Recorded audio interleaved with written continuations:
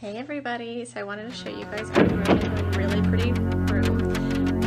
San Diego's gorgeous so far, really pretty.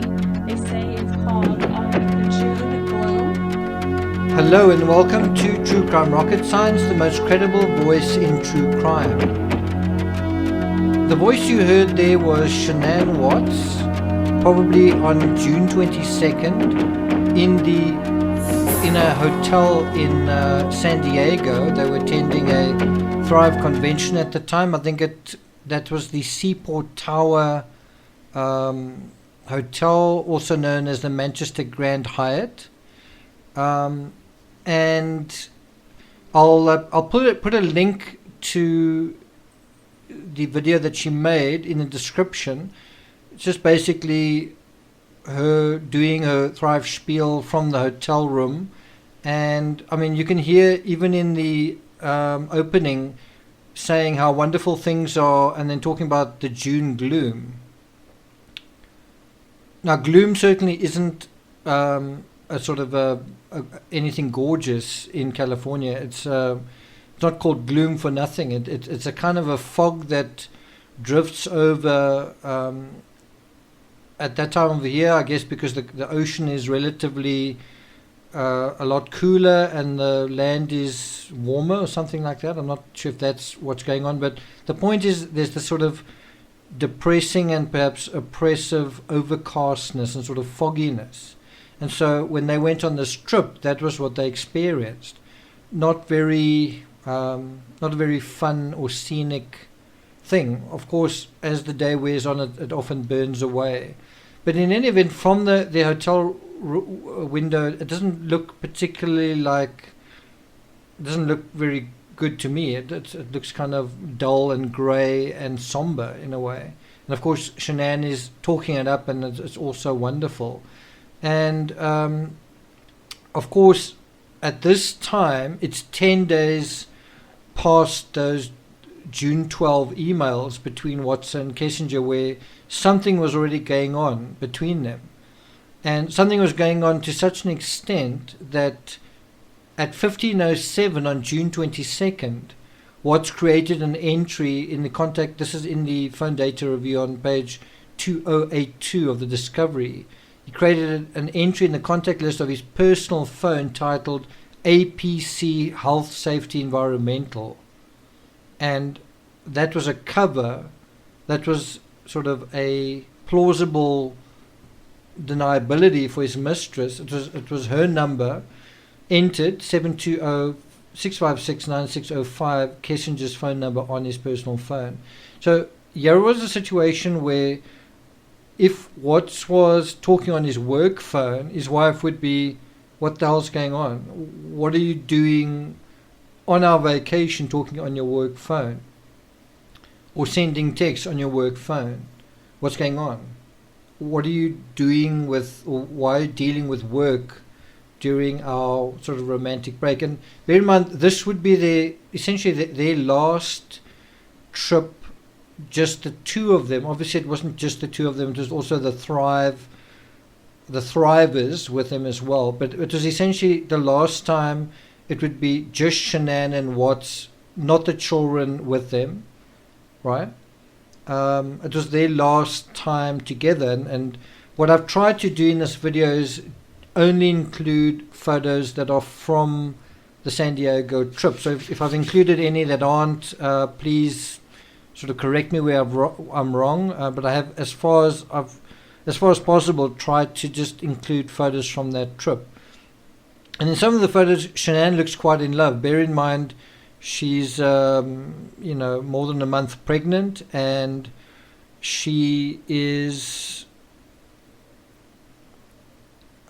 feeling, I guess, romantic feelings towards her husband in the hotel room and also on the boat, and just sort of enjoying this sort of time off, right, in this on this sort of semi-vacation. Of course, the reality is Watts's mind is probably on Kissinger, which is why at 15:07 is changing her putting a number in his phone, but also hiding it away under APC health safety. Then at 17:35 on June the 22nd, so 2 years ago today, at 17:35, they're in San Diego with the Rosenberg, Shanann and Watts, and that's just sort of entered on the timeline. And then it says, subsequent photographs taken over the next 2 days by this phone denote assorted coordinates around the San Diego Convention Center. And that is really it for June the 22nd. There are no other SMSs or texts. I don't think that there was much activity between Watts and Kissinger then, but if he'd put her number into his phone, perhaps there was, and it was deleted. On the other hand, maybe there just wasn't opportunity to sort of communicate with her much on the sly. Maybe there was, maybe there wasn't. I've also tried to include a couple of photos of Frank Rusek, who's at home looking after the Watts children. Bear in mind, this is also a couple of days that Chris Watts wouldn't be with his children. So obviously after the 6-week trip, he would then be only with the children and not with Shanann. So in a very weird way, this is like a test. With the mistress sort of floating around in the background, in the back of his mind. He's now with Shanann and he's thinking, how do I feel about Shanann? Do I still want to be with Shanann? Shanann's pregnant. How do I feel about this? And how is he feeling? Well, he's got mixed feelings. He's feeling kind of pretty ambiguous. He's feeling pretty conflicted. And I think there's a growing sense of unease that it's like Shanann's more into him than he is into her, and he's starting to feel a growing sense of urgency and a growing sense of desire and a growing sense of attraction to Kissinger. And the question is, at this stage, had he already slept with Nicole Kissinger? I think he had, and I think it was a weird experience being with Shanann in San Diego, because he probably felt like, I don't want to sleep with you, I want to sleep with her. We don't know for sure whether that was going on, whether he had slept with Kissinger yet, but I've kind of got a feeling their sexual relationship got off to quite a quick start, especially since as soon as Shanann was in North Carolina, that they resumed that sexual relationship, or they quickly started it. But I think it was already on the cards at this point. I mean, why else would Watts hide her identity away? Why would he hide her name away at this point? Why not just put her name on his phone? Why is he thinking about her if nothing's happened yet? And what I remember was quite sort of difficult to fathom very early on was, why is there this reticence from Watts in Shanann's Thrive videos? He's after all going to a Thrive convention, so why doesn't he show up for videos? He's there, so be there. And I remember when I was researching the Two-Face series, I was sort of thinking, is it because he's gay and he doesn't want to be seen with a woman to his other gay friends? Is it because he's introverted? Is it because he particularly dislikes Thrive? I don't really want to be involved with this. I'm kind of being roped into it against my will. Or is it because I've got a mistress, I want to keep this mistress, my wife doesn't know I've got a mistress, and I'm kind of I don't want to look too happy when I'm with my wife, because then my mistress will wonder what's going on. She's going to wonder, are you still happily married, or whatever it is. And I think that's another reason why I think it's a little bit unlikely that Kissinger was on social media like a hawk, constantly stalking. Because if you were someone's mistress, how would you feel about seeing a video of the person that you in a relationship, his wife showing the hotel room, and there's the guy, and he's like waving. And can you imagine if Chris Watts stepped forward and said, "Oh, it is so romantic here, and we're having a really great time, and it's wonderful being here with my lovely wife, and San Diego's awesome, and we're really looking forward to a wonderful trip." You can't really imagine someone who wants an affair with another person doing that, can you? On the other hand, did Watts ever do that? Did Watts ever step forward and participate in these videos? No, because he's an introvert.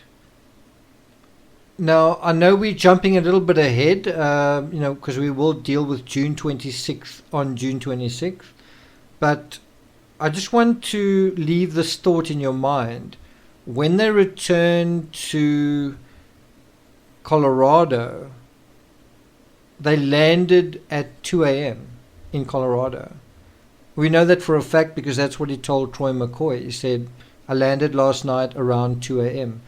That is around about the time Shanann arrived home on the night that she was murdered, on the morning that she was murdered. So this was another scenario where they arrived home very late at night, and then the question was, what are you going to do when you go home? I want you to just slow down and think about this very, very carefully. This is a situation where they are returning from the airport, Denver International Airport, and they're now going to drive to their house in Frederick. Only this time, Watts is with Shanann. The children aren't with them. Frank hasn't come to pick them up because it's way too late.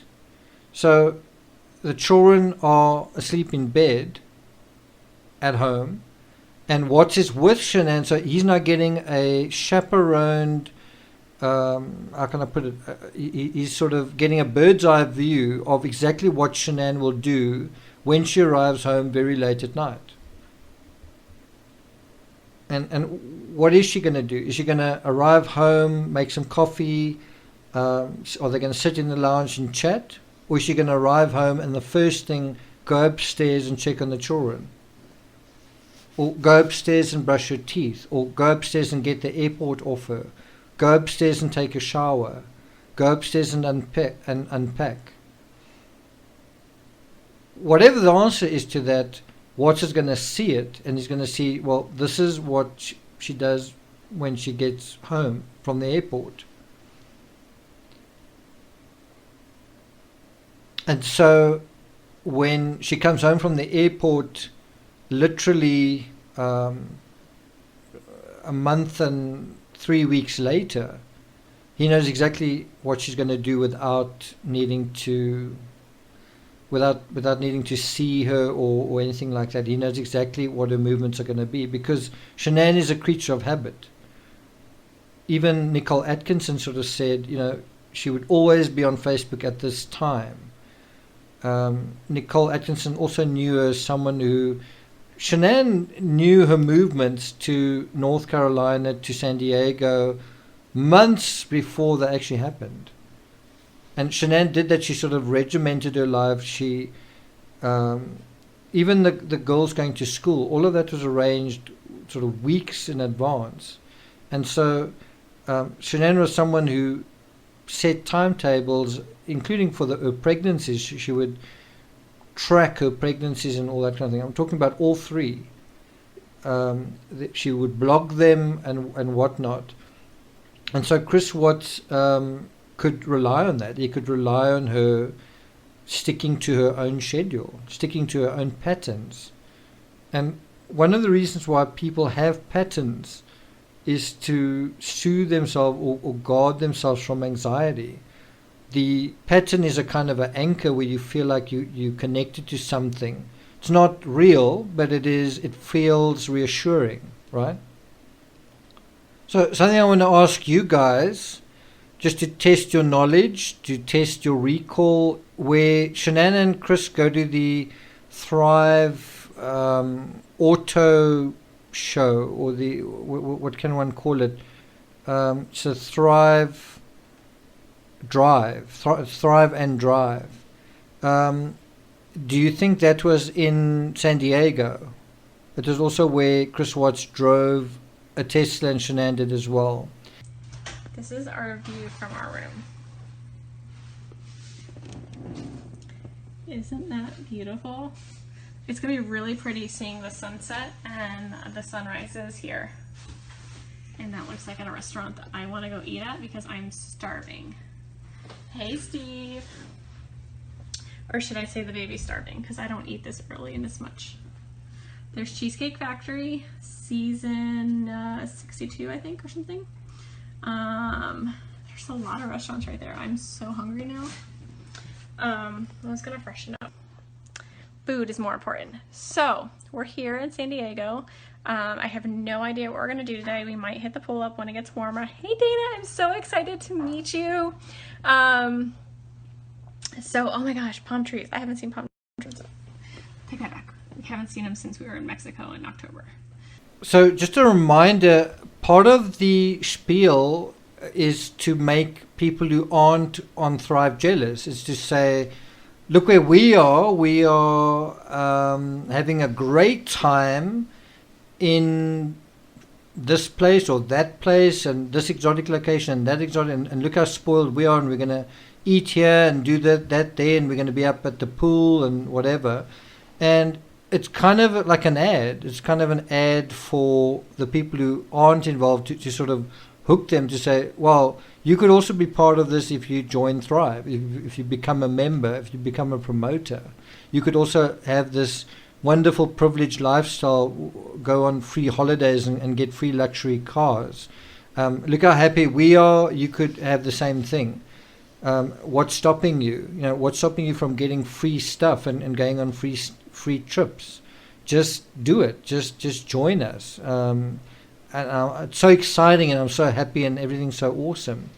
And of course, we know that the Wattses were deeply in debt at this point, and yet, you know, it's this sort of, well, no, we're going on a trip, and we've got so much money, and we're so happy.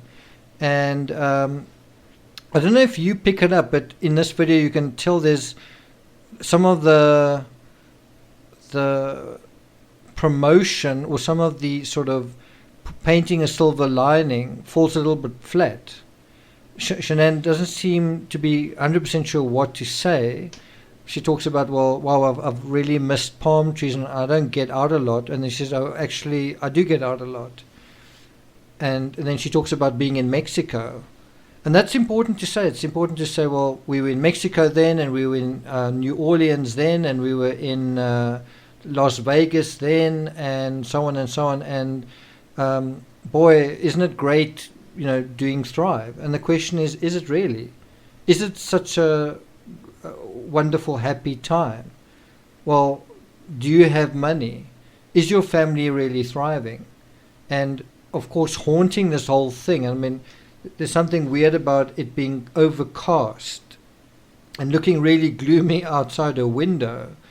Meanwhile, her husband doesn't say anything. Her husband's not very supportive. And you might say, well, we don't know why. We don't know what he was thinking. We don't know if he's just like a quiet, reserved guy. But actually, we do know. We do know that at that time, someone else was on his mind. And that wasn't Shanann. We do know that Watts was sort of just going along on this Thrive thing for the ride. He was just making an appearance. So it was like he was there, but he wasn't there. And the same kind of applied to Shanann. He was making an appearance for Shanann, because there probably would have been a big argument if he didn't make an appearance. So he was just trying to keep the peace. Probably also figured he couldn't stay home because Frank was there and the kids were there. And also, probably Shanann had scheduled this trip months in advance, maybe even before he'd sort of gotten friendly with Kissinger. So he couldn't kind of back out. I mean, he would need a good reason. And Shanann tended to run a tight ship. So he just went along for the ride. But while he was on the ride, he was probably thinking, I want to get off this boat. And I've posed this question in the past, and it's entirely subjective. I mean, it's not a scientific question, but the question is, if you were Chris Watts or if you were Nicole Kessinger, where would you rather be? For example, on this particular trip, would you rather be test driving cars and like with a whole group of thrivers, sort of walking on the beach together with a whole group of thrivers, promoting this, promoting that, wearing the same t-shirts, wearing Lavelle branded clothing, doing a couple of spiels every day, telling everybody how happy you are and how wonderful everything is, or sandboarding on sand dunes, or going camping somewhere, or going to the Bandimere Speedway, or eating at a restaurant and not having to tell everyone how wonderful it is. I mean, some people like it. Some people like saying, this is great. I'm really enjoying it. But when you're doing it to sell something and your income comes out of it, it can be a bit of a drag, right? I feel like we don't see things anymore, but we do all the time. So hopefully it clears up today like everyone says it does. And we can go. Oh, you guys, he's helping me get the bag situated real quick. What up? What's going on?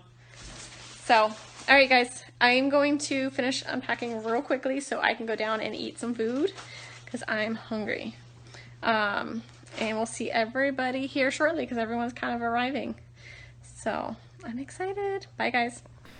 Now I want to raise something, and I know some people will be really upset by me even raising it, but I think it's time after 2 years to maybe just sort of put your little finger up in the air very slowly and very gently, almost like a, the shyest child in class finally speaking after a very long time, and then the teacher sort of leans over and says, "Yes, Danny," and you sort of put up your hand and you say, "Ma'am," and "Yes, Danny, do you have a question?"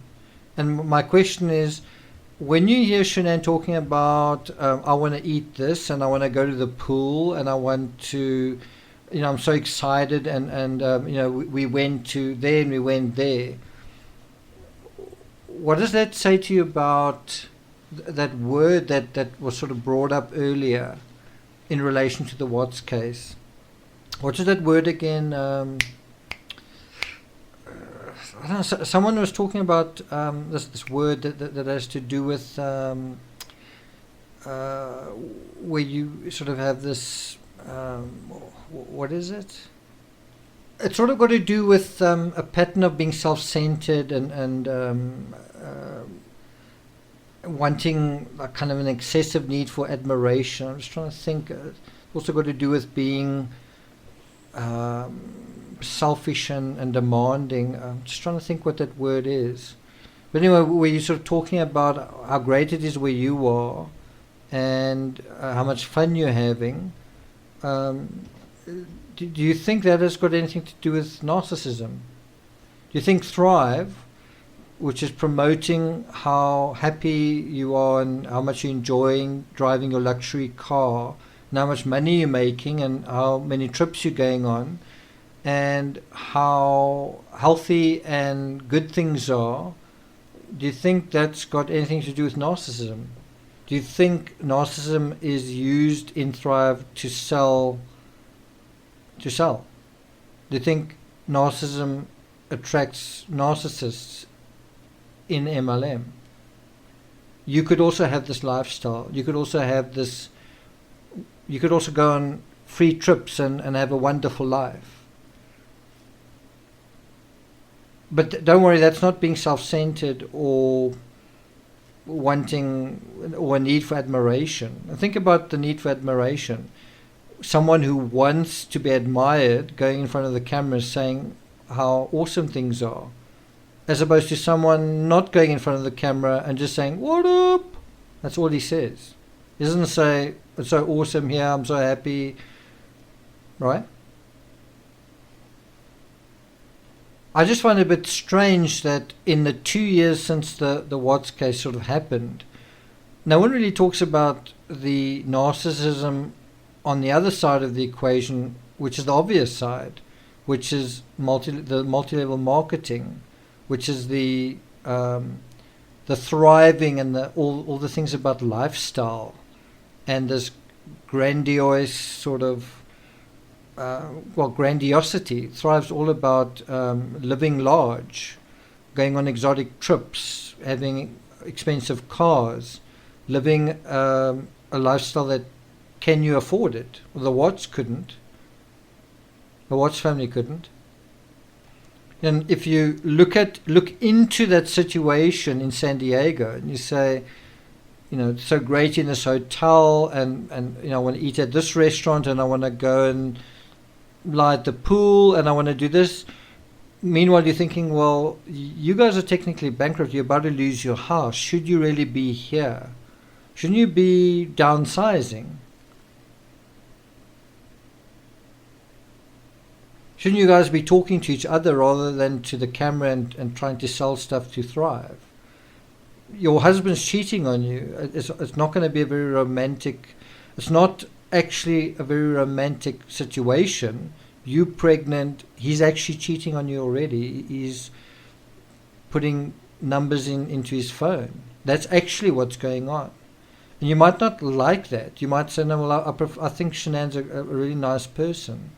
Doesn't mean she's not a nice person, but she doesn't realize what's actually going on because she's focused on telling everyone else how happy she is. And I don't know about you, but when I look at that video, there seems something fragile in her face. She seems there's something of that 30-minute spiel that she gave on the Saturday morning, a kind of a fragility to her. Almost like she's trying to convince herself that she's okay. I don't know. I don't know if I'm imagining things. It's almost in that moment where she says how much she misses palm trees. It's like she's sort of reaching for something that she's just not going to be able to grasp ultimately. And as I say, this would ultimately be her last trip with Chris Watts, just the two of them. And I think he would come out of this trip feeling like, I don't want to do this again. I don't want to do this again with you. I'd rather go on a trip with somebody else. And when he did go on his trip with Nicole Kessinger, I think he loved it. I think they had a wonderful time. I think he was totally smitten. Whereas Chris Watts during this trip, I think, felt uncomfortable, awkward, didn't want to be there, wished he wasn't there, couldn't wait to get back. And this feeling of wanting to no longer be married to Shanann, wanting to withdraw, not wanting this life but wanting another life, I think it started gaining momentum. And poor Shanann, under these circumstances, she's thinking one thing, she still thinks she's in her own fairy tale, whereas Watts is beginning the process of a nightmare that will ultimately claim Shanann's life. And ultimately, this would be the second last trip Shanann would take with Thrive, and the last trip would be the last trip of her life. It was essentially the trip she took to Arizona was the last thing she did in her life. And I mean, the moment she arrived back from that, she was dead. And as I say, this trip proved to be almost like a test run for Chris Watts. He probably didn't know it at the time. In fact, I'm pretty sure he didn't know it at the time, but he probably remembered very clearly what happened when they returned home that night in terms of June 26th, and was able to apply that when Shanann returned on August 13th. Doesn't that make sense?